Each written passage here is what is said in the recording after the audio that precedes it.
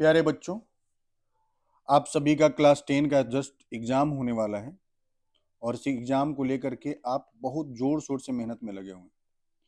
उसी मेहनत में थोड़ा सा और ताकत डालने के लिए हम आपके लिए पूरे केमिस्ट्री का इस चैनल पर पूरे केमिस्ट्री का हर चैप्टर से 60 क्वेश्चन यानी आपके हर टॉपिक को केमिस्ट्री के हर टॉपिक को टच करते हुए आपके लिए ऑब्जेक्टिव क्वेश्चन का एमसीक्यू लेकर के आए, ताकि आप हर तरीके से प्रिपेयर्ड रहें। उसके साथ साथ इसी चैनल पर बायोलॉजी का भी आपका मैराथन पूरा अपलोडेड है। उसके साथ साथ फिजिक्स का भी अपलोड कर दिया जाएगा, जो कि 2-3 दिनों में हो जाएगा। तो आप पूरे साइंस का महामैराथन अगर आप देख लेते हैं तो आप इतना जानिए कि इससे बाहर आपका ऑब्जेक्टिव क्वेश्चन आपके एग्जाम में नहीं आने वाला है। तो आप 100% प्रिपेयर्ड रहेंगे। हाँ, अगर आपको इस चैनल अगर आपको ये जो सारे क्वेश्चंस का जो पीडीएफ है, अगर इसका पीडीएफ आपको चाहिए होगा तो आप कमेंट सेक्शन में जरूर लिखिएगा। हम कमेंट सेक्शन में पीडीएफ का लिंक या डिस्क्रिप्शन में जो है टेलीग्राम के चैनल का लिंक डाल देंगे और वहां से जाकर के आप पीडीएफ को डाउनलोड कर सकते हैं। अगर आपको चाहिए होगा तो जरूर आप कमेंट करेंगे। कमेंट के बेसिस पर ही ये देखा जाएगा कि अगर आप इंटरेस्टेड हैं तो आपको पीडीएफ दिया जाएगा। बाकी आइए, टोटल हम लोग जो है 4 चैप्टर से 60-60 क्वेश्चन बनाए हैं, मतलब 240 क्वेश्चन है। तो आप अपनी कुर्सी की पेटी बांध लीजिए और कॉन्सेंट्रेट होकर के पूरे जो 240 क्वेश्चंस हैं उन 240 क्वेश्चंस को एक एक करके पढ़िए। आइए शुरुआत करते हैं। सबसे पहला क्वेश्चन क्या, देखिए पहला क्वेश्चन, रासायनिक अभिक्रिया का सही अर्थ है। तो रासायनिक अभिक्रिया में आप जानते हैं कि अभिकारक जो है अभिक्रिया करके उत्पाद का निर्माण करता है। तो नए पदार्थ का बनना, यही आपका क्या है, रासायनिक अभिक्रिया का अर्थ। ठीक है, टॉपिक वाइज देखो, क्वेश्चन नंबर मत देखना, टोटल 60 क्वेश्चन है जिसमें अलग अलग टॉपिक को अलग अलग तरीके से एक एक जगह पर कंसंट्रेट कर दिया गया है। अगला, दूध का खट्टा होना। तो दूध का खट्टा होना कैसा परिवर्तन है, रासायनिक परिवर्तन है। रासायनिक समीकरण में तीर दर्शाता है, तो क्या दर्शाता है, अभिक्रिया की दशा को दर्शाता है। उसके बाद एस का अर्थ है, कोई भी समीकरण लिखा होता है, जैसे ए एस बी जी लिखा है तो ए एस, एस का अर्थ होता है सॉलिड, सॉलिड का मतलब होता है ठोस।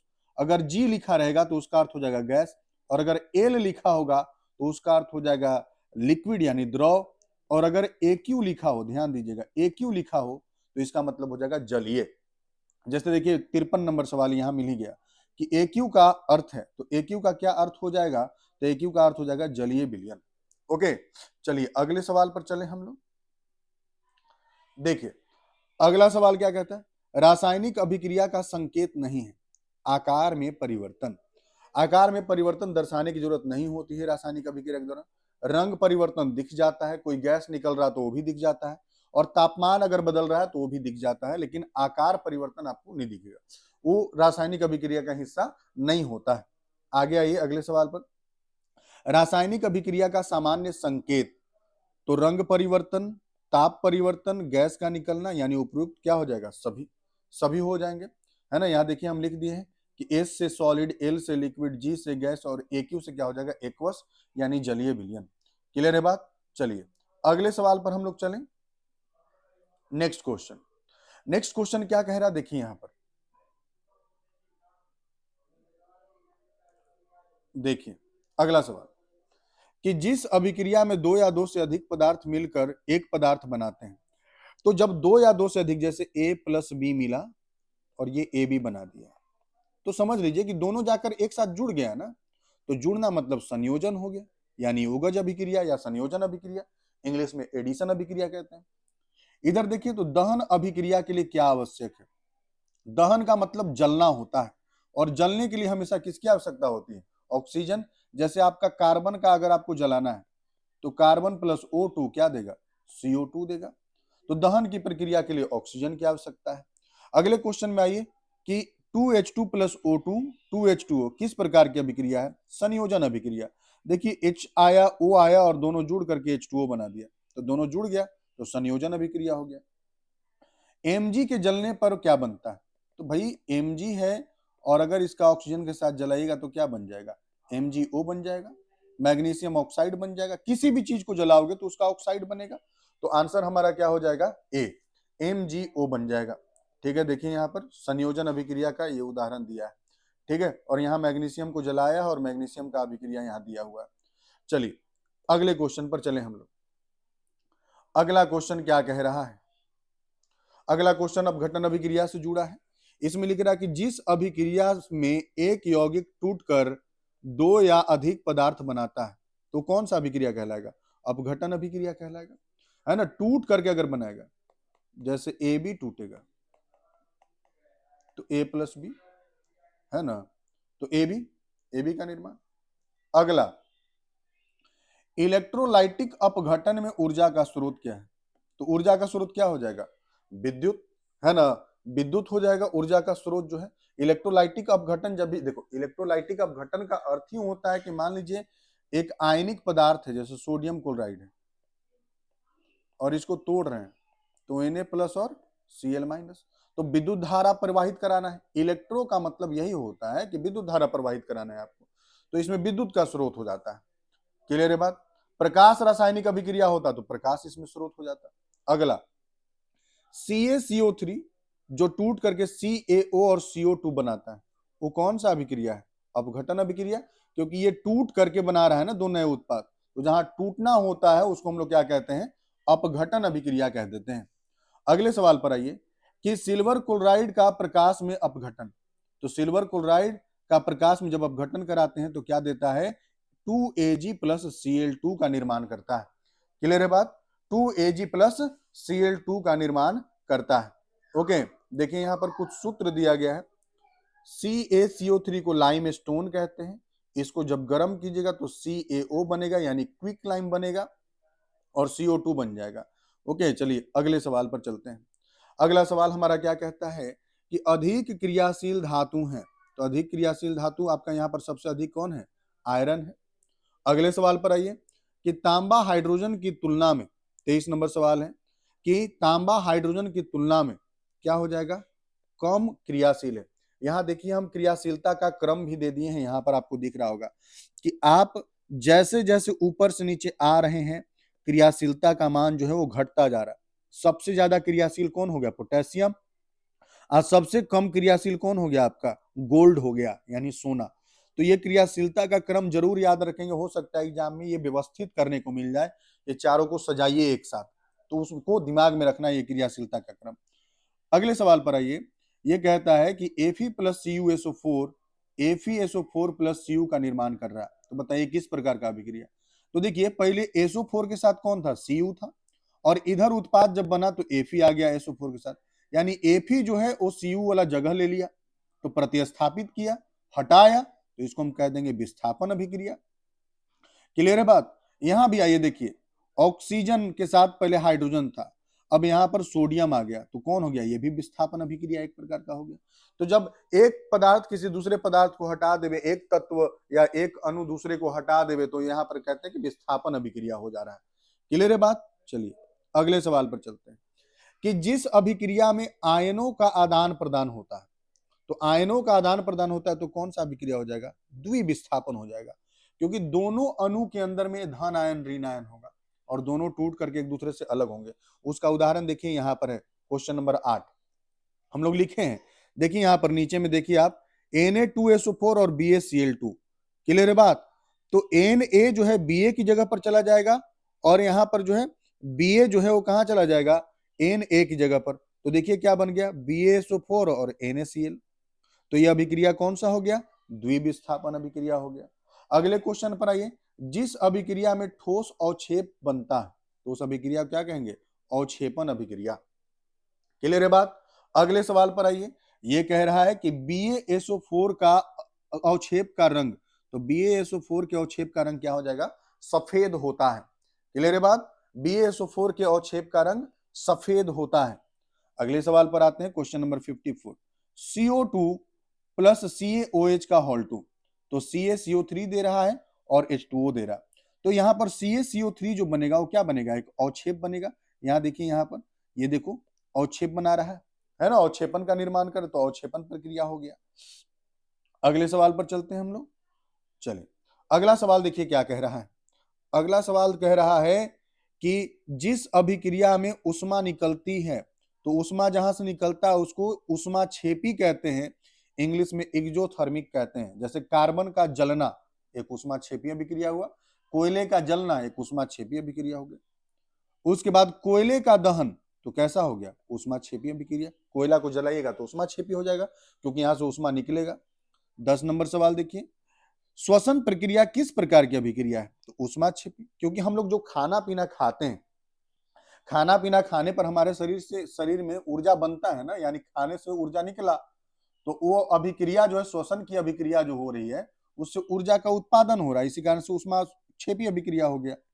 इधर आइए, फिर ऊष्मा शोषी से कुछ क्वेश्चन है कि ऊष्मा शोषी अभिक्रिया में ऊष्मा ग्रहण किया जाता है। क्लियर है बात। जैसे देखिए यहां पर प्रकाश की उपस्थिति में होने वाली अभिक्रिया कहलाती है प्रकाश रासायनिक अभिक्रिया, और ये भी एक तरह का कैसा है आपका, तो ये भी एक तरह का ऊष्मा शोषी अभिक्रिया है। प्रकाश रासायनिक तो है ही, लेकिन ऊष्मा शोषी का ये उदाहरण हो जा रहा है। चलिए ठीक है, अगले सवाल पर चले हम लोग। अगला सवाल, ऑक्सीकरण का अर्थ है, तो ऑक्सीजन का जुड़ना और हाइड्रोजन का हटना। हम सभी जानते हैं ऑक्सीजन का क्या हो जाना, जुड़ जाना, और हाइड्रोजन का क्या होना, हट जाना। यही आपका क्या कहलाता है, ऑक्सीकरण कहलाता है। अपचयन का अर्थ है हाइड्रोजन का जुड़ना, ऑक्सीजन का हटना, यही अपचयन कहलाता है या अवकरण कहलाता है। ऑक्सीकरण और अपचयन साथ साथ होते हैं तो उसको कौन सी अभिक्रिया कहेंगे, रेडॉक्स अभिक्रिया कहेंगे। क्लियर है बात। वह अभिक्रिया जिसमें ऑक्सीकरण और अवकरण दोनों एक साथ होता है उसको रेडॉक्स अभिक्रिया कहते हैं। क्लियर है। अगले क्वेश्चन में आइए, देखिए ZnO+C, पहले जो O था वो किसके साथ था, जिंक के साथ, और इधर देखिए उत्पाद में क्या हो गया, O किसके पास आ गया, कार्बन के पास। तो यहाँ कार्बन का ऑक्सीकरण हो गया और जिंक का अवकरण, क्योंकि कार्बन के साथ ऑक्सीजन का जुड़ाव हुआ है और जिंक से वहां से क्या हुआ, अलग हो गया। तो ये एक प्रकार का कैसा अभिक्रिया हो गया, रेडॉक्स अभिक्रिया हो गया। अगले सवाल पर चलिए, और इसमें लिखा है कि रेडॉक्स अभिक्रिया का उदाहरण है, तो रेडॉक्स अभिक्रिया का उदाहरण क्या हो जाएगा, संयोजन में भी हो सकता है, अपघटन में भी हो सकता है, विस्थापन में भी हो सकता है। तो हमारा ये क्या हो जाएगा, उपयुक्त में से सभी। क्लियर है बात। चलिए अगले क्वेश्चन की तरफ बढ़ते हैं। अगला है संक्षारण एवं जंग से। क्लियर है। देखो, जो पदार्थ स्वयं अपचयित होता है वो क्या कहलाता है, ऑक्सीकारक। ऑक्सीकारक या उपचायक जो होता है, ऑक्सीकारक या उपचायक, है ना, इसका काम क्या होता है, इसका काम होता है कि यह खुद को अपचयित करेगा, यानी खुद को अवकरित करेगा और दूसरों को ऑक्सीकृत कर देगा। 31 नंबर सवाल देखिए, जिस पदार्थ का अपचयन होता है वो क्या कहलाएगा, तो वो ऑक्सीकारक कहलाएगा। ठीक है, खुद का अपचयन हो रहा है, जिसका खुद का अपचयन हो रहा है वो ऑक्सीकारक है। लोहे पर जंग लगना कैसी प्रक्रिया है, ऑक्सीकरण, है ना, क्योंकि लोहे पर जंग लग रहा है तो आयरन के पास आकर के कौन जुड़ रहा है, ऑक्सीजन जुड़ रहा है ना, धातु से ऑक्सीजन जुड़ रहा, तो ऑक्सीजन का जुड़ना ऑक्सीकरण की प्रक्रिया है। यहां देखिए क्वेश्चन नंबर 15 लिखवा है कि जंग का सूत्र क्या है, तो देखिए Fe2O3XH2O, यही आपका क्या होता है, जल योजित आयरन ऑक्साइड जो है, यही आपका क्या होता है, जंग का सूत्र होता है। संचारण रोकने की विधि, तो कई सारी विधियां हैं संचारण रोकने की, जैसे हम पेंट कर देते हैं या ग्रीस लगा देते हैं या गैल्वेनीकरण कर देते हैं। क्लियर है बात। अगले सवाल पर चलिए, लोहे को जंग से बचाने की विधि, तो लोहे को जंग से बचाने की विधि क्या है, रंग करना, रंग लगाना, बिल्कुल, है ना, कलर करना, पेंट करना, गैल्वेनीकरण ये भी सही है, तेल लगाना ये भी सही है ना, तेल हम लोग लगाते नहीं है, हर साल हम लोग क्या करते हैं, सभी दरवाजे में जो वो मुड़ने वाला होता है, जहां मोड़ होता है वहां पर हम लोग क्या करते हैं, तेल डालते हैं, मोबिल डालते हैं, या किरासन तेल डालते हैं, सरसों तेल डालते हैं, है ना। तो उपयुक्त सभी यहाँ पर ऑप्शन हो जाएगा हमारा आंसर। किस धातु पर सामान्यतः जंग नहीं लगती, तो यहाँ पर कौन हो जाएगा आपका, अल्मुनियम। अल्मुनियम पर जंग न के बराबर लगता है। ऐसे अगर यहाँ पर सोना होता तो सोना भी हमारा आंसर हो जाता, क्योंकि सोने पर भी जंग क्या है, बहुत धीरे लगता है, न के बराबर लगता है। अगला क्वेश्चन, एल्युमिनियम पर जंग नहीं लगने का कारण ऑक्साइड परत का बनना। क्लियर है बात। चलिए नेक्स्ट क्वेश्चन, विकृत गंधिता, रेंसिडिटी, खाद्य पदार्थों के खराब होने को कहते हैं रेंसिडिटी यानी विकृत गंधिता। क्लियर है बात। अगला, तेलीय भोजन के खराब होने का कारण ऑक्सीकरण। रेंसिडिटी बढ़ती है कब, क्यों बढ़ती है? ऑक्सीजन से बढ़ती है ना। रेंसिडिटी जो है ऑक्सीजन से बढ़ती है। रेंसिडिटी यानी विकृत गंधिता रोकने का उपाय क्या है? तो वायु रुद्ध पात्र में रखें। इसीलिए हम लोग पूरी तरीके से टाइटली पैक्ड रखते हैं। जैसे जो भी खाने का चिप्स वगैरह आता है, देखिए इसको क्या करते हैं, पैक करके रखा जाता है। इसीलिए पैक किया जाता है ताकि खराब ना हो। भोजन को खराब होने से बचाने में सहायक नाइट्रोजन पैकिंग। क्लियर है बात। चलिए नेक्स्ट सवाल पर चलते हैं। अगला सवाल क्या कहता है कि चूना पत्थर का रासायनिक सूत्र क्या है? तो CaCO3। क्लियर। बूझा हुआ चूना कैल्शियम हाइड्रोक्साइड CaOH का hall 2। CaO plus H2O CaOH का हॉल 2 की यह किस प्रकार की अभिक्रिया? तो देखिए नहीं, दोनों आकर के जुड़ करके एक नया उत्पाद बना दिया।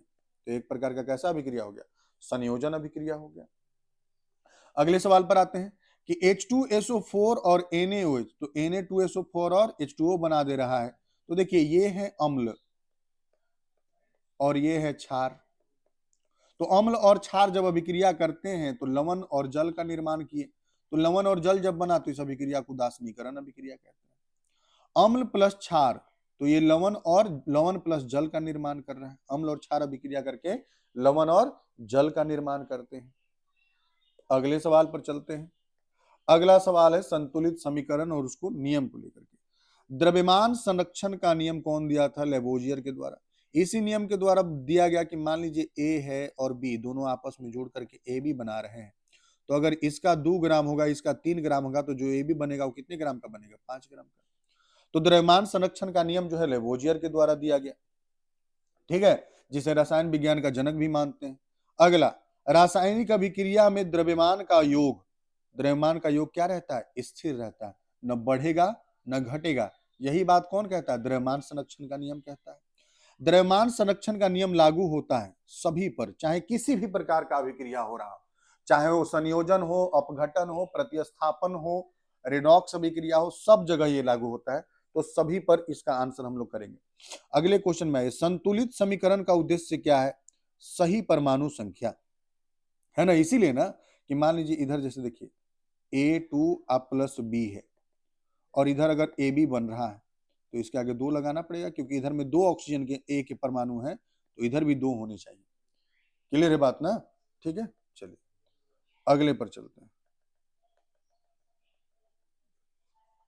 अगला क्वेश्चन क्या कहता है कि संतुलित समीकरण में परमाणुओं की संख्या समान होती है दोनों तरफ, अभिकारक साइड और उत्पाद साइड दोनों तरफ क्या होना चाहिए? बराबर होना चाहिए। अगला, कि संतुलित समीकरण में बदले जाते हैं, गुणांक बदले जाते हैं, है ना। गुणांक बदल दिया जाता है, कम ज्यादा रहता है तो उसको बदल देते हैं। Mg प्लस O2 MgO को संतुलित करने पर तो यही ना बनेगा। Okay, M2 Mg plus O2 2 MgO बन जाएगा। Zn प्लस HCl जो कि HCl2 प्लस H2 दे रहा है तो इसको संतुलित किया जाए तो कैसे करेंगे? देखिए इधर में एक जिंक है, इधर में भी एक जिंक है, इधर में 2 क्लोरीन, इधर में 1 क्लोरीन, इधर में 2 हाइड्रोजन, इधर में 1 हाइड्रोजन। तो HCl के आगे हम क्या लगा देंगे? 2 लगा देंगे, बस हमारा बैलेंस हो गया। ओके, तो बैलेंसिंग भी हो गया हमारा। चलिए अब आगे चलें और यहां से हम लोग सेकंड चैप्टर की ओर मूव कर रहे हैं। हमारा फर्स्ट चैप्टर यहां पर खत्म हो जाता है। क्लियर है। तो आइए सेकंड चैप्टर अब क्या कह रहा है उसकी तरफ बढ़ते हैं। अम्ल, क्षार और लवण, इनसे 60 क्वेश्चन जो इंपॉर्टेंट हर टॉपिक को टच करते हुए बनता है उसको हम मतलब उसको जो है यहाँ पर बना कर लाए हैं, इंपॉर्टेंट सब कुछ आपके लिए। हाँ, अगर आपको लग रहा होगा कि ये वीडियो आपके किसी दोस्त के पास, आपके किसी साथी के पास पहुंचना चाहिए तो जरूर पहुंचाइए, क्योंकि ये जितने भी क्वेश्चन हैं वो आपके प्रैक्टिस और आपके कॉन्सेप्ट को और स्ट्रॉन्ग करने और आपके बोर्ड में बेहतर रिजल्ट के पर्पज से ही तैयार किए गए। ठीक है, तो आप बस शेयर कर दो। आपकी मतलब आपसे ये रिक्वेस्ट रहेगा कि आप जहां शेयर करना चाहो, जो लोग इसके लिए रिक्वायर्ड है, जिनको जरूरत है, उनको शेयर कर दीजिए। ये बहुत जरूरी चीज है। आइए अगले सवाल पर चलते हैं। हम अम्ल और क्षार की तरफ बढ़ते हैं। अम्ल का स्वाद सामान्यतः होता है, कैसा होता है भाई? खट्टा होता है। ये 1 वर्ड वाला पूरा है, जो भी इसमें 60 क्वेश्चन हो सब 1 वर्ड वाले हैं। तो हम पढ़ते जा रहे हैं, आप सुनते चलिएगा। जलीय विलयन में H प्लस आयन प्रदान करता है। तो कौन प्रदान करेगा? H2SO, सल्फ्यूरिक अम्ल, है ना। अम्ल का जलीय विलयन बहुत विद्युत का चालक होता है, क्योंकि आयन का निर्माण होता है। अम्ल जब टूटता है जलीय विलयन में तो आयन का निर्माण करता है, इसी कारण से वो क्या हो जा रहा है कि विद्युत का चालक हो जाता है। अगला ये प्रबल अम्ल, तो प्रबल अम्ल में HCl हो गया, H2SO4 हो गया, HNO3 हो गया, ये सभी क्या है? प्रबल अम्ल की श्रेणी में। दुर्बल अम्ल, तो ये एसिटिक अम्ल होता है या फॉर्मिक अम्ल होता है, ये सभी किसकी श्रेणी में आ जाते हैं? दुर्बल अम्ल, है ना, आंशिक रूप से आयनित होते हैं। अगला अगला क्वेश्चन, क्षार का स्वाद सामान्यतः होता है तो कड़वा होता है। क्षार को जल में घोलने पर कौन सा आयन प्राप्त होता है? तो OH आयन प्राप्त होता है। प्रबल क्षार का उदाहरण तो KOH और NaOH, ये प्रबल क्षार के उदाहरण में इसको रखिए। साबुन का स्वभाव होता है क्षारीय प्रकृति का होता है। साबुन का स्वभाव कैसा है भाई? तो क्षारीय प्रकृति का स्वभाव है। चलिए अगले सवाल पर चले। अगला कहता है कि नीले लिटमस को लाल करने वाला विलयन अवश्य ही होगा कैसा? अम्लीय होगा। नीले लिटमस को जो लाल कर देगा वो कौन होगा? अम्लीय प्रकृति का होगा। अम्लीय विलयन में नीला लिटमस किस रंग का हो जाएगा? लाल रंग का हो जाता है। उसके बाद आइए इधर 13 नंबर क्वेश्चन, क्षारीय विलयन में लाल लिटमस का रंग हो जाता है, नीला हो जाता है ना। नीले को लाल कौन करता है? अम्लीय, और लाल को नीला कौन करेगा? क्षारीय। ठीक है, क्षारीय विलयन में लाल लिटमस कैसा हो जाएगा भाई? तो नीला हो जाएगा। आइए अगले सवाल पर चले। अगला कह रहा निम्न में कौन संकेतक नहीं है? तो सोडियम क्लोराइड। इसका संकेतक देखिए यहां पर है ना, फिनोल्फथैलीन है प्लस एसिड है तो कलरलेस हो जाएगा। मिथाइल ऑरेंज है, मिथाइल ऑरेंज है। इसके बाद लिटमस पत्र है, ये सभी क्या है? ये सभी संकेतक होते हैं। निम्न में से कौन संकेतक प्रकृति है? तो लिटमस, है ना। अम्लीय विलयन में फिनोल्फथैलीन का रंग हो जाता है तो रंगहीन हो जाता है। जब अम्लीय विलयन में हम लोग फिनोल्फथैलीन को डालेंगे तो कैसा हो जाएगा? वो रंगहीन हो जाएगा। NaOH विलयन में मिथाइल ऑरेंज का रंग होता है, कैसा होता है भाई?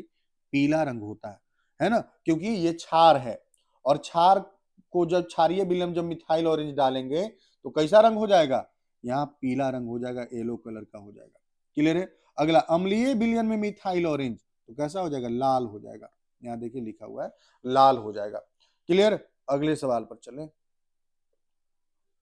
देखिए अब ये देखो, ये है आपका कौन सा? ये लिटमस पेपर है ना। ये पीएच वैल्यू यहाँ दिया हुआ है। पीएच वैल्यू देखिए 7 जो है वो किसको दिखा रहा है? उदासीन को दिखा रहा है। 7 से कम रहेगा तो अम्लीय, और 7 से ज्यादा रहेगा तो क्षारीय। पीएच का मान जितना कम रहेगा, याद रखिएगा, पीएच का मान जैसे जैसे घटता जाएगा अम्ल उतना प्रबल होता जाएगा, है ना। अम्ल उतना ज्यादा प्रबल, और पीएच का मान बढ़ता जाएगा तो क्षार का जो गुण है वो क्या हो जाएगा? बढ़ता जाएगा, उतना प्रबल क्षार होता जाएगा। पीएच स्केल के जनक है सोरेनसन। पीएच मान बढ़ने का अर्थ है क्षारीयता का बढ़ना। ठीक है, देखिए यहां पर क्या है कि पीएच 1 का मान प्रबल अम्ल, पीएच 3 से 5 दुर्बल अम्ल, पीएच 5 दुर्बल अम्ल, पीएच 10 क्षारीय, पीएच बराबर 14 प्रबल क्षारीय। क्लियर है बात ना। तो पीएच का मान जितना ज्यादा बढ़ेगा क्षारीय गुण बढ़ेगा, अब पीएच का मान जितना कम रहेगा क्षारीयता उतना कम रहेगा, अम्लीयता उतना ज्यादा रहेगा। ठीक है। अगला, दांतों में कैविटी बनने का मुख्य कारण क्या होता है? अम्ल होता है। दांतों में कैविटी किसके कारण बनता है? अम्ल के कारण। दांतों के एनेमल का पीएच का मान क्या होता है? तो 5.5 होता है। टूथपेस्ट क्षारीय क्यों होता है? क्योंकि देखिए ऑब्वियस सी बात है कि अभी जस्ट आप देखें कि अम्लीय प्रकृति का है ना। तो अम्लीय प्रकृति का, तो उसको रोकने के लिए क्या चाहिए होगा? क्षारीय चाहिए। तो अम्ल को निषिद्ध करने हेतु। अगला, दूध का पीएच कितना होता है? तो 6.5 होता है। सिरके सिरके में कौन सा अम्ल होता है? तो एसिटिक अम्ल होता है। सिरके में कौन सा अम्ल होगा? एसिटिक अम्ल हो जाएगा। चींटी के डंक में कौन सा अम्ल होगा भाई? तो फॉर्मिक अम्ल होगा। क्लियर है बात। अगला आइए, अम्लीय वर्षा मुख्यतः किसके कारण होता है? तो SO2 और NO2 के कारण होता है ना। और इसी कारण समझिए कि अम्लीय वर्षा के कारण ही ताजमहल का जो रंग है वो धीरे धीरे उजला से पीलापन की तरफ होते जा रहा है ना, क्योंकि ताजमहल मार्बल से बना हुआ है और जब अम्लीय वर्षा हो रहा है तो ये अम्लीय गैस आकर के गिर रहे हैं, तो वहां पर अभिक्रिया हो रहा है, तो उसका रंग बदलते जा रहा है। अम्ल वर्षा के लिए उत्तरदायी गैस है, कौन हो जाएगा? SO2 गैस हो जाएगा। अम्ल वर्षा में सर्वाधिक प्रभावित होता है, कौन होता है? संगमरमर। अम्ल वर्षा से सर्वाधिक प्रभावित होता है, कौन हो जाएगा? संगमरमर प्रभावित हो जाएगा, क्योंकि खुले में है ना। अम्ल वर्षा सर्वाधिक प्रभावित कौन हो जाएगा? संगमरमर हो जा रहा है। चलिए अगले सवाल पर चलते हैं। अगला सवाल क्या कहता है? उदासीनीकरण यह अभिक्रिया कहलाती है। उदासीनीकरण अभिक्रिया, उदासीनीकरण अभिक्रिया में क्या होता है कि एक अम्ल एक क्षार के साथ अभिक्रिया करता है तो लवण और जल का निर्माण करता है, तो इसको उदासीनीकरण अभिक्रिया कहते हैं। फिर अगले सवाल पर आइए कि अम्ल और क्षार की अभिक्रिया से बनने वाला लवण क्या कहलाता है भाई? तो सामान्य लवण कहलाता है। इसके बाद आइए अगले पर कि बेकिंग सोडा का उपयोग अग्निशामक में होता है, CO2 उत्पन्न करता है, इसीलिए करते हैं। बेकिंग सोडा का यूज जो है वो किस लिए करें? बेकिंग सोडा कौन हो गया? NaHCO3, sodium hydrogen carbonate. अब वाशिंग सोडा अगर पूछा जाए तो कौन हो जाएगा washing soda? Na2CO3, sodium carbonate. ये वाशिंग सोडा, धोने वाला सोडा, और ये खाने वाला सोडा। क्लियर बात? अगला ये बेकिंग सोडा का अपघटन से निकलने वाला गैस कौन सा है? CO2 है। बेकिंग सोडा के अपघटन से निकलने वाला गैस कौन हो गया? CO2 हो गया। लाइम वाटर में CO2 प्रवाहित करने पर बनता है, क्या बनता है? CaCO3, जो दूधिया रंग का होता है। इसलिए जब चूने का हम लोग पोताई करते हैं तो चूना जो हम पोतते हैं वो कौन सा होता है? कैल्शियम हाइड्रोक्साइड होता है। जो बाजार से खरीद कर लाते हो कैल्शियम ऑक्साइड होता है। अब पानी में डालने पर CaOH2 बनता है, और जब उसको दीवार पर चढ़ा देते हैं तब वो बन जाता है CaCO3। क्लियर है बात? चलिए अगले सवाल पर चलते हैं। अगला सवाल है कि निम्न में से कौन सा लवण का उदाहरण? तो सोडियम क्लोराइड। अम्ल और क्षार की अभिक्रिया से जो बनता है वो लवण होता है, Na2SO4, है ना, ये भी आपका लवण है। ओके, अगला ये KCl भी आपका लवण हो जाएगा। निम्न में से कौन सा विलयन उदासीन है? तो सोडियम क्लोराइड का विलयन उदासीन विलयन रहेगा। उदासीन प्रकृति का लवण कौन हो जाएगा? सोडियम क्लोराइड हो जाएगा। सोडियम क्लोराइड को कहते हैं खाने का नमक, या इसी को रॉक सॉल्ट भी कहते हैं। रॉक सॉल्ट भी कहते हैं, टेबल सॉल्ट भी कई बार कह दिया जाता है। अगले पर आइए अम्लीय लवण। अम्लीय लवण कौन हो जाएगा? NH4Cl। इसको अम्लीय लवण क्यों कह दे रहे हैं? क्योंकि देखो ये जो बना है वो किससे बना है? NH4OH से बना है, और किससे बना है? HCl से बना है। तो ये दुर्बल क्षार है, ये जो है दुर्बल क्षार है, और ये कौन सा क्षार है? ये प्रबल अम्ल है। तो जो मजबूत रहेगा उसी के प्रकृति के अनुसार रहता है। तो अम्ल यहाँ मजबूत है तो ये अम्लीय प्रकृति हो गया। अगर यहाँ अम्ल कमजोर रहता, ये भी कमजोर रहता, तो उदासीन बनता। और अगर क्षार मजबूत रहता और अम्ल अगर कमजोर था, जैसे देखिए CH3COONA, तो ये जो है कैसा हो जाएगा? तो ये आपका क्षारीय लवण हो जाएगा, क्योंकि Na है और Na कहां से आया होगा? NaOH से आया होगा, तो ये क्षारीय लवण का प्रकृति हो गया। क्लियर है बात ना? चलिए नेक्स्ट अगला क्वेश्चन, ठीक है ना। अगला क्वेश्चन क्या कह रहा कि बेकिंग सोडा क्या है? NaHCO3। NaHCO3 जब टूटेगा तो Na2CO3 H2O और CO2 का निर्माण करेगा। NaHCO3 का सामान्य नाम बेकिंग सोडा या खाने वाला सोडा। गर्म करने पर बनने वाला मुख्य उत्पाद कौन हो जाएगा? Na2CO3 हो जाएगा, है ना, Na2CO3 हो जाएगा। सोडियम हाइड्रोजन कार्बोनेट को गर्म करने पर क्या बनता है? Na2CO3 बनता है। इधर आ जाइए फिर वाशिंग सोडा, है ना, धोने वाला सोडा। सोडियम कार्बोनेट का रासायनिक सूत्र Na2CO3। वाशिंग सोडा का सही सूत्र Na2CO3 10H2O, है ना। वाशिंग सोडा बनाने का कच्चा पदार्थ NaCl। Na2CO3 का जलीय विलयन कैसा होगा? क्षारीय प्रकृति का, क्योंकि ये Na से बना है ना, NaOH यानी प्रबल क्षार से बना है, तो क्षारीय प्रकृति का। इसका उपयोग कहाँ करते हैं? तो जल की कठोरता को हटाने के लिए, है ना, इसी का इस्तेमाल करते हैं। अगला साबुन बनाने में इसका उपयोग करते हैं। ओके, कपड़े की सफाई के लिए जो साबुन बनाई जाती है उसमें उपयोग करते हैं। अगले क्वेश्चन पर आइए, ये कह रहा है प्लास्टर ऑफ पेरिस के बारे में, POP के बारे में। तो CaSO4 हाफ H2O, यही आपका कौन हो गया? Plaster of Paris. Plaster of Paris का सूत्र देखिए CaSO4 हाफ H2O है, पीओपी बनाने के लिए किसको गर्म किया जाता है? जिप्सम को गर्म किया जाता है। और जिप्सम का सूत्र क्या है? CaSO4 2H2O, यही है जिप्सम का सूत्र। अगला, पीओपी में जल मिलाने पर क्या हो जाता है? कठोर हो जाता है। और इसीलिए हम लोग हाथ में, टूटे हुए हाथ में बैंडेज वगैरह के लिए इसका यूज करते हैं। बहुत स्ट्रांग हो जाता है, जैसे इसको एक बार ढाल दीजिएगा वैसे ही रह जाएगा। उपयोग कहाँ करते हैं? मूर्ति में करते हैं या फिर मेडिकल में करते हैं हम लोग, है ना। अगला, लाइम वाटर का रासायनिक सूत्र कैल्शियम हाइड्रोक्साइड CaOH का होल 2। लाइम स्टोन का सूत्र क्या है? तो कैल्शियम ऑक्साइड होता है लाइम स्टोन का सूत्र। ओके, चलिए नेक्स्ट क्वेश्चन पर चलते हैं। ठीक है, ये लास्ट है आपका। देखिए, कॉमन सॉल्ट कौन हो गया? सामान्य लवण कौन सा हो गया? सामान्य नमक जो है वो कौन सा हो गया? NaCl। Caustic soda NaOH। Baking soda NaHCO3। Washing soda Na2CO3 10H2O।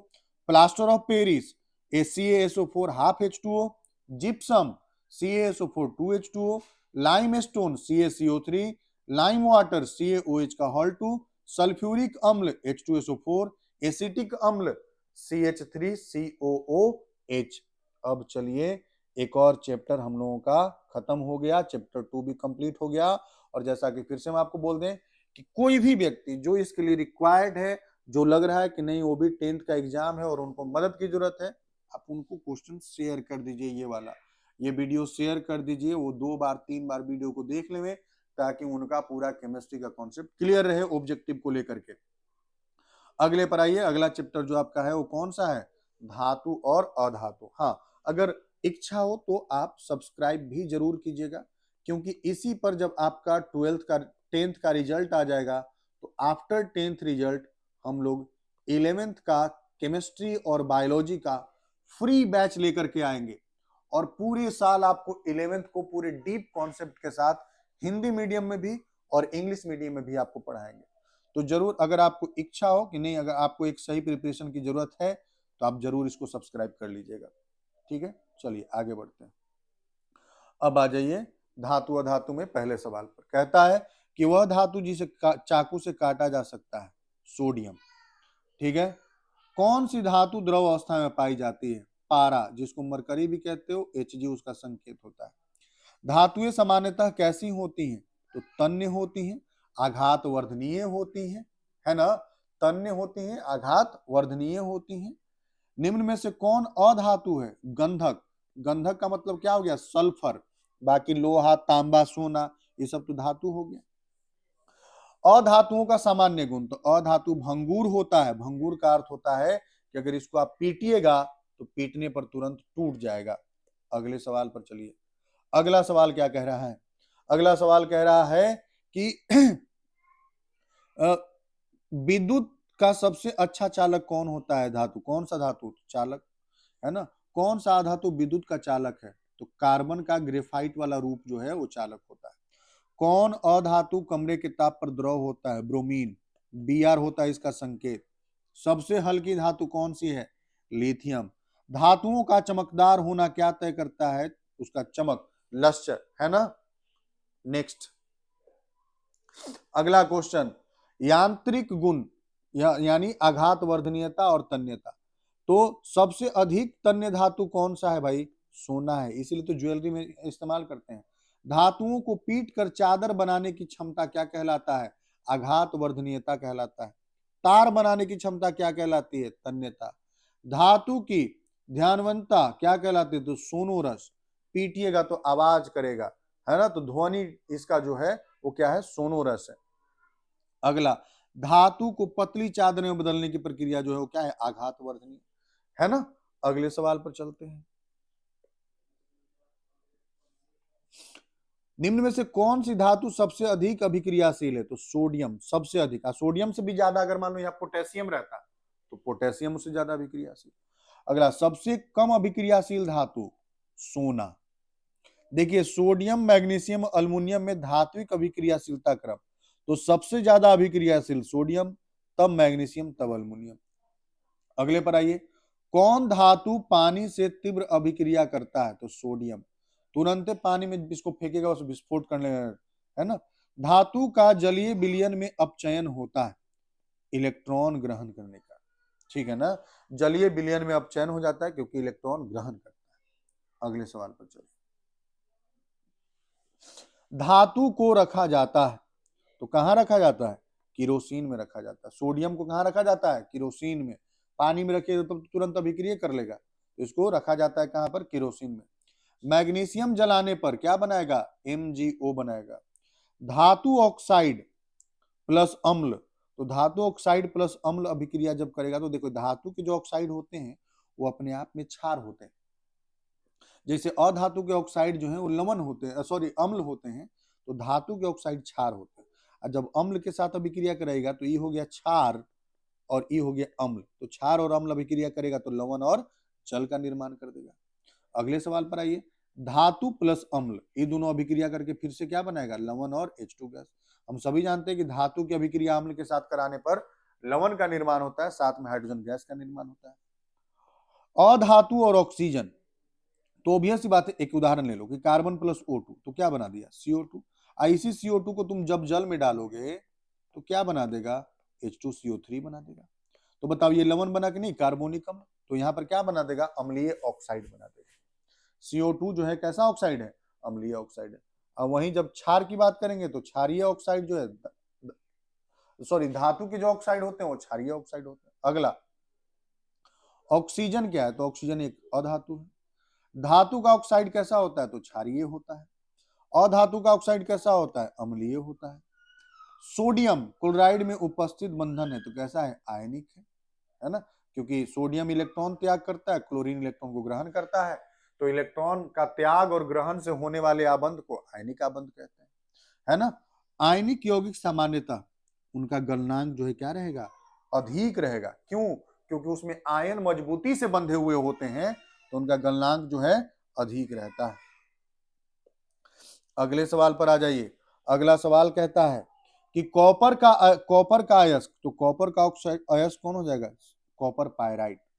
Aluminium का अयस्क बॉक्साइट। जिंक का अयस्क कैलामाइन। जरूर याद कर लीजिएगा, देखिए यहां पर हम लिख दे रहे हैं ना, ये बॉक्साइट, तो बॉक्साइट का अयस्क, बॉक्साइट किसका है? एल्युमिनियम का। हेमेटाइट किसका है? आयरन का। जिंक ब्लेंड किसका है? जिंक का। हेमेटाइट किसका है? आयरन का। मैग्नेटाइट किसका है? आयरन का। सीने बार किसका है? पारा का। समझ रहे हो बात को? वही सब देखो, गैलेना, गैलेना किसका है? लीड का। क्लियर है बात? पारा का अयस्क कौन हो जाएगा? सीने बार, पारा Hg। ठीक है, बाकी सब तो लिखे हुए हम। लोहे का अयस्क कौन हो जाएगा? हेमेटाइट हो जाएगा। कैलामाइन किसका अयस्क? देखिए यहां पर जिंक का अयस्क। क्लियर है बात ना। अगले सवाल पर चलिए। अगला सवाल कहता है कि अयस्क से धातु प्राप्त करने की प्रक्रिया कहलाती है। तो अयस्क से धातु को प्राप्त करने की प्रक्रिया को हम लोग धातु कर्म कहते हैं। ठीक है, जैसे ये आपके पास अयस्क है बॉक्साइट, है ना, बॉक्साइट अयस्क है। अब बॉक्साइट से अल्युमिनियम को प्राप्त करने की जो पूरी प्रक्रिया है उसको आप क्या कह रहे हैं? धातु कर्म कहते हैं। क्लियर है? अयस्क से अशुद्धियां हटाने की प्रक्रिया सांद्रण कहलाता है या संकेंद्रण कहलाता है? इंग्लिश में कॉन्सेंट्रेशन कहते हैं। क्लियर है बात? अगला सल्फाइड अयस्क, सल्फाइड जैसे जेडेनएस को अयस्क ऑक्साइड में बदलने की प्रक्रिया, तो भाई जेडेनएस है तो इसको ऑक्सीजन के साथ अभिक्रिया कराना पड़ेगा तब ना जेडेनओ बनेगा। तो जब ऑक्सीजन की उपस्थिति में अभिक्रिया कराते हैं तो भर्जन कहलाता है, और जब ऑक्सीजन की अनुपस्थिति में अभिक्रिया कराते हैं तब निस्तापन कहलाता है। यहां देखिए कार्बोनेट अयस्कों जैसे CaCO3, इसको अगर हमको कैल्शियम ऑक्साइड में बदलना है तो खाली गर्म करेंगे तो CaO बन जाएगा, तो ये निस्तापन की प्रक्रिया हो गई। धातु ऑक्साइड से धातु प्राप्त करने की प्रक्रिया, ठीक है, धातु ऑक्साइड से धातु प्राप्त करने की प्रक्रिया, तो ये कौन सी प्रक्रिया है? अपचयन की प्रक्रिया। क्योंकि धातु ऑक्साइड है जैसे ZnO है ना, ZnO है, इससे आप Zn प्राप्त करना चाह रहे हैं तो ऑक्सीजन हटा दिए ना, तो ऑक्सीजन हटाना मतलब क्या हो गया? अपचयन हो गया। Okay, next question. संक्षारण और रोकथाम। जंग लगना किसका उदाहरण है? संक्षारण का। लोहे पर जंग लगने के लिए आवश्यक है जल और ऑक्सीजन दोनों। जंग का रासायनिक सूत्र Fe2O3XH2O। धातुओं को जंग से बचाने का तरीका गैल्वेनीकरण या गैल्वेनाइजेशन इंग्लिश में कह रहे हैं। गैल्वेनाइजेशन यानी गैल्वेनीकरण किसका लेप होता है? तो जस्ता यानी जिंक का लेप होता है, आयरन के सतह पर जिंक का लेप होता है, क्योंकि जिंक जो है आयरन से अधिक अभिक्रियाशील है, तो इस कारण से उस पे ऊपर में हम लोग जिंक का सतह चढ़ा देते हैं। अगला, मिश्र धातु एवं उनके घटक। मिश्र धातु का उदाहरण है पीतल, है ना, पीतल मिश्र धातु है किसका किसका, तो कॉपर और जिंक का, कॉपर और जिंक का। स्टील मिश्र धातु है तो किसका, आयरन और कार्बन का, आयरन और कार्बन का। मिश्र धातु बनाने का उद्देश्य गुण को सुधारना, मतलब और ज्यादा टिकाऊ बनाना, सस्ता बनाना, और है ना उसको मजबूत बनाना, इसीलिए मिश्र धातु बनाया गया। मिश्र धातु स्टेनलेस स्टील में होता है, कौन कौन, तो आयरन होता है, कार्बन होता है, क्रोमियम होता है और निकेल होता है। आयरन, कार्बन, क्रोमियम और निकेल, आयरन, कार्बन, क्रोमियम और निकेल। नेक्स्ट क्वेश्चन, तांबे का प्रतीक है, तांबे का क्या प्रतीक है, Cu। अल्युमिनियम का प्रतीक है क्या है, Al। सोने का प्रतीक है Au। चांदी Ag। जस्ता Zn। ठीक है, ये सभी चिन्ह है, ये तो आप लोग जान ही रहे होंगे। रासायनिक नाम, ग्रेफाइट का उपयोग होता है तो पेंसिल के नोक में। सोने का परमाणु क्रमांक 79, Na का नाम सोडियम, K का नाम पोटेशियम, Fe का नाम आयरन। क्लियर है, ये संकेत से हो गया सवाल। अब आइए नेक्स्ट चैप्टर यानी फोर्थ और आपके केमिस्ट्री के लास्ट चैप्टर की ओर चल पड़े हैं। आपको फिर से एक बार कह रहे हैं कि आपको अगर लगे कि किसी को रिक्वायर्ड है तो शेयर कर दीजिए, और अगर आपको लगता है कि नहीं 11th में भी आपको फ्री में इसी तरह के पीडीएफ के साथ आपको केमिस्ट्री पढ़ना है, साथ में एनिमेशन भी आपको मिलेगा, तो आप जरूर इस चैनल को सब्सक्राइब कर लीजिएगा। हम लोग हिंदी मीडियम, है ना, हिंदी मीडियम और इंग्लिश मीडियम दोनों मीडियम में शुरू करने जा रहे हैं 11th का प्रॉपर केमिस्ट्री का बैच, समझ गए। चलिए आइए कहानी को आगे लेकर चलें और हम पहले क्वेश्चन पर आए। पहला क्वेश्चन कहता है कार्बन का परमाणु क्रमांक कितना होता है भाई, 6 होता है। कार्बन का संयोजकता कितना होता है, 4 होता है। कार्बन मुख्यतः सहसंयोजक बंध बनाता है, तो क्यों बनाता है, क्योंकि इसके बाह्यतम कक्षा में कितने इलेक्ट्रॉन है, 4 इलेक्ट्रॉन होते हैं। कार्बन का जो आप इलेक्ट्रॉनिक विन्यास लिखते हो क्या लिखते हो, 2 और 4, तो बाह्यतम कक्षा में कितने इलेक्ट्रॉन आ गए, 4, तो इसी कारण से सहसंयोजक। अगर 4 से कम होता तो इलेक्ट्रॉन का त्याग कर देता, 4 से ज्यादा होता तो इलेक्ट्रॉन ग्रहण करता, लेकिन 4 है तो इस कारण से साझा करेगा, और जहां पर साझा होता है वो सहसंयोजक आबंध कहलाता है। कार्बन की श्रृंखला बनाने की क्षमता क्या कहलाती है, तो श्रृंखलन, इंग्लिश में कैटिनेशन प्रॉपर्टी कहते हैं, ओके ना, श्रृंखलन कैटिनेशन। हाइड्रोकार्बन में केवल होते हैं, तो हाइड्रोकार्बन में कार्बन और हाइड्रोजन होते हैं, है ना। नेक्स्ट क्वेश्चन, निम्न में कौन कार्बन का अपरूप है, तो कार्बन का अपरूप हीरा है, ग्रेफाइट है, बकमिंस्टर फुलरीन है। अगले पर आइए, हीरे की संरचना होती है, तो हीरे की संरचना कैसी होती है भाई, तो हीरे की संरचना जो है वो त्रिआयामी होती है, यानी 3 डायमेंशनल होता है, 3D होता है। हीरे की कठोरता का कारण क्या है, तो मजबूत सहसंयोजक जालक, एकदम नेटवर्क, बहुत बड़ा जाल होता है ना, बहुत बड़ा जाल होता है, तो वही है कठोरता का कारण। हीरा विद्युत का कुचालक होता है, क्योंकि इसमें मुक्त इलेक्ट्रॉन नहीं होते हैं, लेकिन ग्रेफाइट जो है चालक होता है, क्योंकि उसमें मुक्त इलेक्ट्रॉन पाया जाता है। देखिए फ्लोरीन कार्बन का एक रूप जिसका सूत्र, क्या सूत्र होता है, C60। बकमिंस्टर फ्लोरीन जो कहा जाता है उसका सूत्र क्या है, C60, C60। नेक्स्ट क्वेश्चन, अगला देखिए क्वेश्चन यहाँ क्या कह रहा है कि ग्रेफाइट विद्युत का चालक है, क्योंकि इसमें मुक्त इलेक्ट्रॉन होते हैं। यहाँ देखिए हर कार्बन कितने आबंध कर रहा है, 3 आबंध कर रहा है, तो 1 इलेक्ट्रॉन स्वतंत्र है। हर कार्बन के पास से 1 इलेक्ट्रॉन स्वतंत्र है, और यही स्वतंत्र इलेक्ट्रॉन गति करता है तो विद्युत धारा का प्रवाह होता है, तो मुक्त इलेक्ट्रॉन है इसके पास। अगला है कि ग्रेफाइट की परतें एक दूसरे पर फिसलती हैं, क्यों फिसलती हैं, क्योंकि चिकनी होती हैं। सभी परतों के बीच में दुर्बल वांडरवाल बल लग रहा होता है, और इसी कारण से इनमें फिसलन होता है, क्योंकि दुर्बल आकर्षण बल होता है इनके सभी परतों के बीच में। अगला क्वेश्चन, संतृप्त हाइड्रोकार्बन में बंद होता है, कैसा बंद होता है? एकल आबंध। संतृप्त वाले को हम लोग क्या कहते हैं? एल्केन कहते हैं। वहीं असंतृप्त अगर आ गया होता तो असंतृप्त में एल्कीन और एल्काइन। एल्कीन में क्या होता है? डबल बॉन्ड, और एल्काइन में क्या होता है? Triple bond. मीथेन है, क्या क्या है मीथेन भाई? संतृप्त हाइड्रोकार्बन। मीथेन का सूत्र क्या है? CH4, है ना? ओके। एल्केन का सामान्य सूत्र, तो एल्केन का सामान्य सूत्र CnH2n+2। यहाँ देखो, ये CnH2n है तो ये किसका सूत्र हो गया? ये हो गया एल्कीन का, है ना? आई है CnH2n-2, ये किसका सूत्र हो गया? एल्काइन का, है ना? आपका आंसर यहाँ CnH2n+2 है। मीथेन का अनुसूत्र CH4, एथेन का अनुसूत्र C2H6, है ना? एथेन का मतलब 2 कार्बन ना, तो C2H6। अगला क्वेश्चन, असंतृप्त हाइड्रोकार्बन में होता है तो क्या होता है? द्विआबंध या त्रिआबंध। एल्कीन का सामान्य सूत्र CnH2n, एथीन का सूत्र C2H4। एथीन का सूत्र क्या हो जाएगा? C2H4। एथीन है तो क्या है? एल्कीन है। एथीन ब्रोमीन जल को, है ना, एथीन जो है वो ब्रोमीन जल को क्या बना देगा? रंगीन बना देता है। आइए आगे के सवाल पर चलें, हम लोग लास्ट चैप्टर डील कर रहे हैं।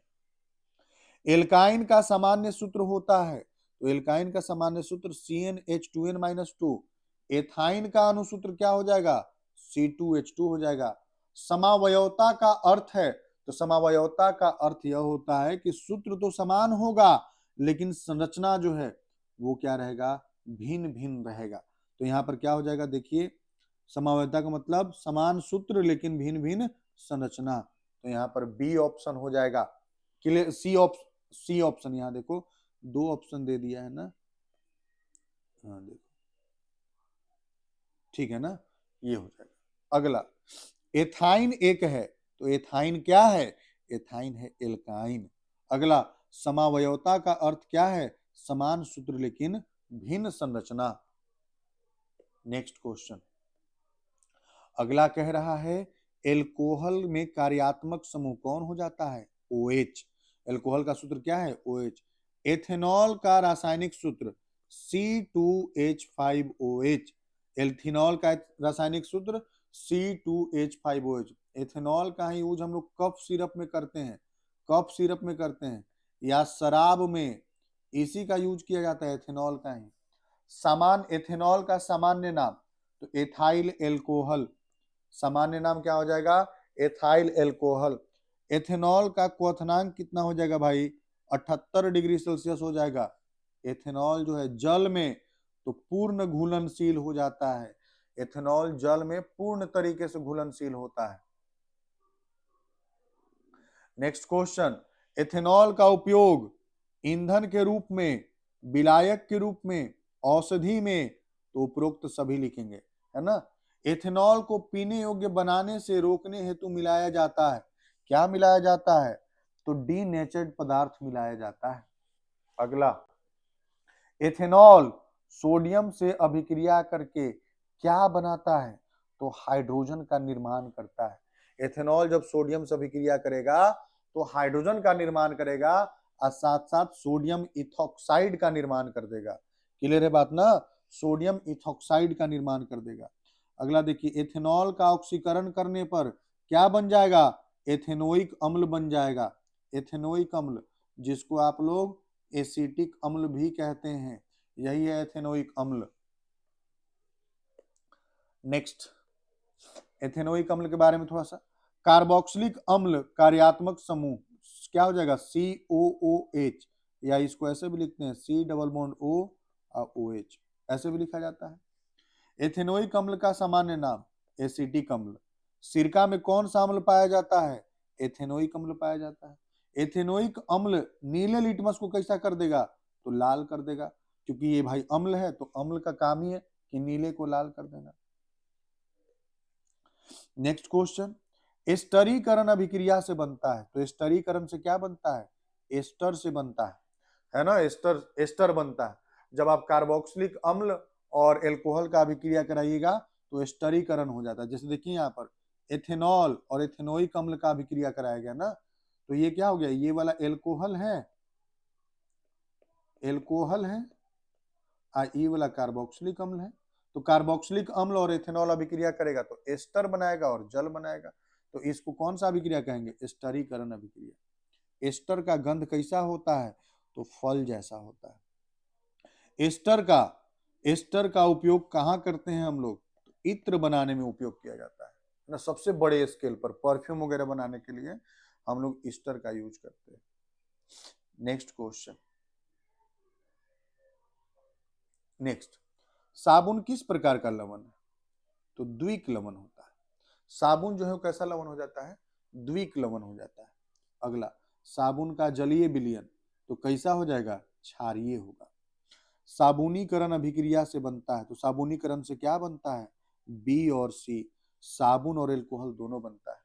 कठोर जल में साबुन झाग देता है ना, कठोर जल में साबुन जो है झाग देता है, लेकिन बहुत थोड़ा थोड़ा जाएगा। क्लियर है बात ना, हमको अपमार्जक का इस्तेमाल करना पड़ता है कठोर जल में। यही देखिए, यही मिसेल है साबुन के, ये सफाई की प्रक्रिया, ये है यहाँ गंदगी, ऐसी गंदगी को जो साबुन के अणु है खींच करके पानी में लेकर जाते हैं। डिटर्जेंट का उपयोग कठोर जल में ही होता है, क्योंकि ये स्कम नहीं बनाता है। ओके, डिटर्जेंट मुख्यतः बनाए जाते हैं, किससे बनाए जाते हैं, पेट्रोलियम से बनाए जाते हैं। ओके, नेक्स्ट, कोयला, पेट्रोलियम और प्राकृतिक गैस कहलाते हैं। तो ये कौन से कहलाते हैं, जीवाश्म ईंधन कहलाते हैं, क्योंकि ये पेड़ पौधों के सड़े गले रूप से तैयार होते हैं, तो इनको हम लोग क्या कहते हैं, जीवाश्म ईंधन कह देते हैं। मीथेन का उपयोग मुख्यतः, तो मीथेन का उपयोग आप कहाँ करते हैं, ईंधन के रूप में करते हैं। आप याद कीजिए, अगर आप पढ़े होंगे तो मीथेन का ही लीक हुआ था कहां पर, तो भोपाल गैस कांड में, आपको पढ़ना है। सीएनजी का पूर्ण रूप तो कंप्रेस्ड नेचुरल गैस, और वहीं एलपीजी रहता तो लिक्विड पेट्रोलियम गैस, है ना। अगला, सबसे स्वच्छ जीवाश्म ईंधन कौन सा हो जाएगा, तो सीएनजी हो जाएगा। ओके, एलपीजी मुख्य यानी लिक्विड पेट्रोलियम गैस तो प्रोपेन और ब्यूटेन से बना होता है। एलपीजी जो हम लोग घर में यूज करते हैं, और सीएनजी जो ऑटो वगैरह में डाला जाता है। पेट्रोलियम का परिष्करण किया जाता है, आसवन विधि द्वारा किया जाता है। क्लियर है बात ना, आसवन विधि द्वारा। आइए नेक्स्ट, और आपके केमिस्ट्री का अब ये लास्ट स्लाइड है, जहां से हम लोग का अब ओवर हो जाएगा ये चैप्टर पूरा। पॉलीथीन क्या है, तो पॉलीथीन एक कृत्रिम बहुलक है, हम लोगों ने बनाया है ना, तो कृत्रिम बहुलक है। पीवीसी का पूर्ण नाम, तो पॉलीवाइनिल क्लोराइड, पॉलीवाइनिल क्लोराइड। थर्मोप्लास्टिक, थर्मोप्लास्टिक जो है वो किसका उदाहरण है, तो पीवीसी का, है ना, पीवीसी की मदद से ही पाइप वगैरह बनता है ना। थर्मोसेटिंग प्लास्टिक का उदाहरण है, तो कौन सा है, बेकेलाइट। देखो, थर्मोसेटिंग वो होता है ना कि जिसको एक बार आप पिघला दिए, तो पिघला कर फिर आप उसको नए रूप में नहीं ढाल सकते हैं, तो थर्मोसेटिंग के अंतर्गत आ जाता है। प्लास्टिक का अधिक उपयोग पर्यावरण के लिए हानिकारक है, क्योंकि ये इनका कभी अपघटन होता ही नहीं है, ये जैव अनिम्नीकरणीय होते हैं।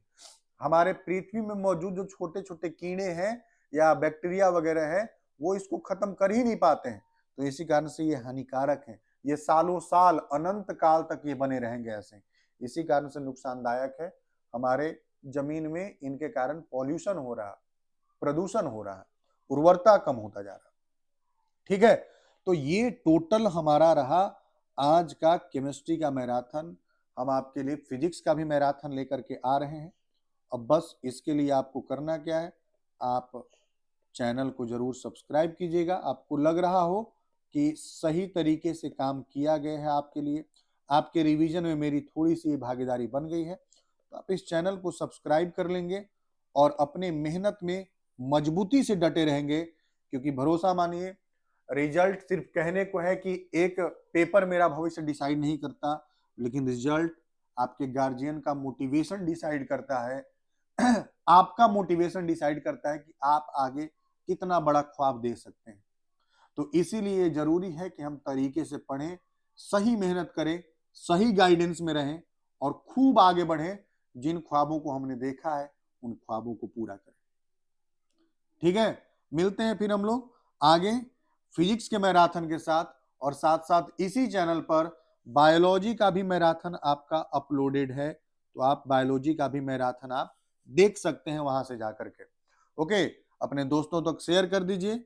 फिजिक्स, केमिस्ट्री, बायोलॉजी का मैराथन आप देखिए और उसको एंजॉय कीजिए और भरपूर मजा लीजिए पढ़ने का और अपने जीवन को बेहतर बनाइए।